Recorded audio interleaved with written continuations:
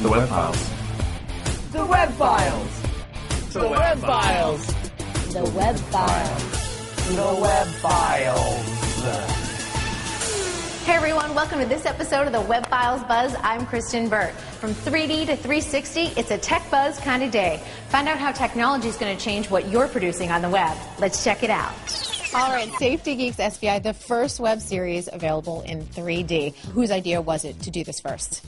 It was both of our Both? ideas. Yeah. Simultaneously, we saw the Acer laptop. We saw a demo of that, and I turned to Tom while we were watching and said, my God, could you imagine Safety Geeks in 3D?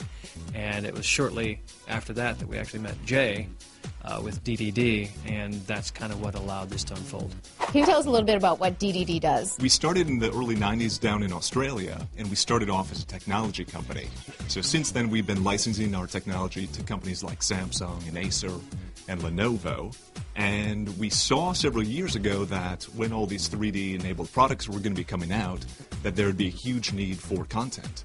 So we have significant patents in the 2D to 3D conversion of content, and then we are also distributing content, such as the Safety Geeks SBI series. Right now, I mean, there are a lot of great 3D products out there, and there's just a shortage of content.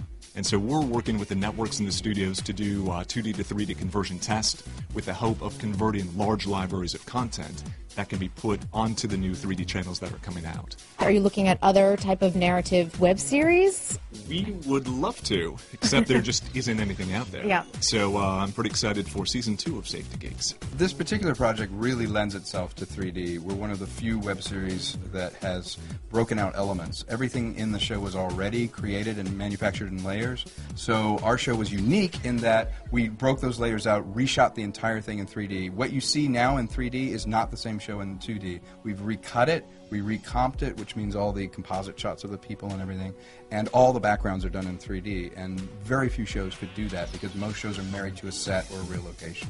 So our show is as close to shooting a stereoscopic show to begin with that you could possibly get. One thing also I think is important is the aesthetic of the 3D that we do. It's like looking into a window. It's like a diorama, your old-style diorama. The plane of the glass and back is where our show is presented. There's 1,300 shots in this that we had to do twice, left eye and right eye. So when you're doing 2,600 shots and you end up with, I think we had over 400,000 individual frames that we're doing, you have to be aware of how can you judiciously use 3D to enhance the comedy.